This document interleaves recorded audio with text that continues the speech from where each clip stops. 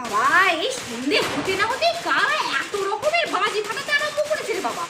কান একেবারে ঝালাফালা করে দিল। শুভ দীপাবলি মা।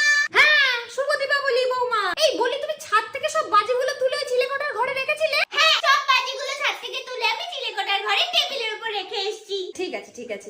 এই প্রদীপটাই বসার ঘরে দিয়ে দিই? হ্যাঁ হ্যাঁ ওইখানটা দিয়ে দাও। আচ্ছা। পুরো বাড়িতে ভালো করে প্রদীপ জ্বালিয়ে দিয়েছো তো? হ্যাঁ মা, ছাদে দিয়েছি 5টা, উঠোনে 5টা, আমার ঘরে 2টো, আপনার ঘরে 2টো, আর এই বসার ঘরে একটা, চিলেকোঠার ঘরে একটা। চিলেকোঠার ঘরে কোথায় দিয়েছো বৌমা? কেন মা? যেই টেবিলে আপনি বাজি রাখতে বলেছিলেন সেই টেবিলে আমি প্রদীপ রেখে দিয়ে এসেছি। এই যে বাজিগুলো ফাটছে এগুলো আমাদের বাড়িতে ফাটছে না বলো বৌমা?